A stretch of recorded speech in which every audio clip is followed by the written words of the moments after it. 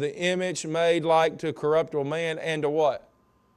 Birds and four-footed beasts and creeping things. Now we're talking about idolatry. People then start worshiping the creature. But look what it says, wherefore God also gave them up to uncleanness through the lusts of their own hearts to dishonor their own bodies between themselves. So then you start going through a list of things, and we would say sexual things. That's not natural. Homosexuality is not natural. Pedophilia is not natural. Bestiality is not going to be natural. Why did that happen? God let a man who put him behind him, he said, then go do what you want then, but you'll pay the consequences for it. And how many understand that when you pay the consequences for it, there's generally a realm of people who pay it with you?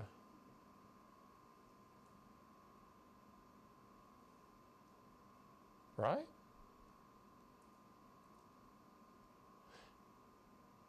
But when God steps into your life, this is why He becomes our friend. That sticketh closer than a what?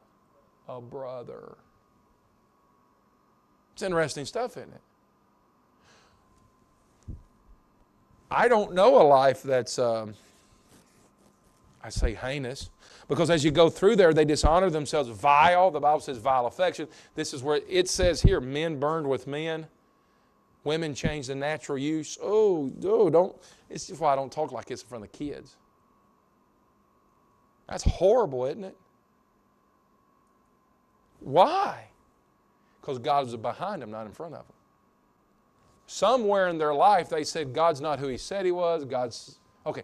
So then how do we keep all that from going wrong in our life and transpiring to the next generation? Here's how it starts off very apoplectically. Learn to just thank God for everything.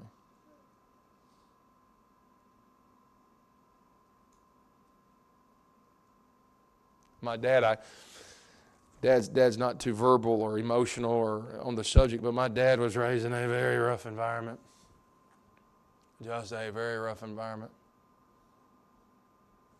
And then it caused him to quit school, and just only imagine. Dad was a drunk when he got saved, and I thank the Lord. There we go with being grateful. I thank the Lord that I never knew him like that. They got some old pictures that they keep in a box, and he don't even want my boys seen them. I've seen them before, but he's got cans of beer in his hand and on the counter. And Daddy say I had hair though. I don't remember Dad like that. I was 4 when he got saved. But Dad learned this principle in our life. This is why it's a little special to me. But we didn't do anything without thanking God. Anybody ever had a double cola? Y'all ever had a double cola? Anybody ever? It's a very old drink. I think it's even more sectional as far as region. But Dad used to get us a double cola. Did y'all ever put peanuts in your Coca-Cola? Okay, everybody done that now. Did y'all do that out? Yeah, southern thing, I guess. But you drink about that much Coke and then pour the whole pack of peanuts down into that double cola or Pepsi Cola, Coca-Cola, pour it in there. And it's just that sweet and that salt and but my dad, we used to love fishing on the bank, get cane poles, and we would always get a double cola and glass, remember the glass bottles, and get a pack of peanuts. And Dad, we never do nothing without thanking the Lord. Lord, I want to thank you for this pack. Thank you for providing for it. And I used to think as a kid, and I remember them double colas, glass bottles being 59 cents. And I think you get 4 packs of peanuts, 4 for $1. Little old Lay's, whatever the name brand was, Golden Flake where we was, I guess.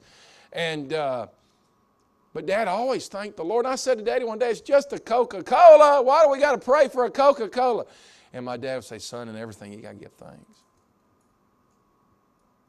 You understand the spirit of that? That's what I'm getting at with this whole collaboration of lesson today.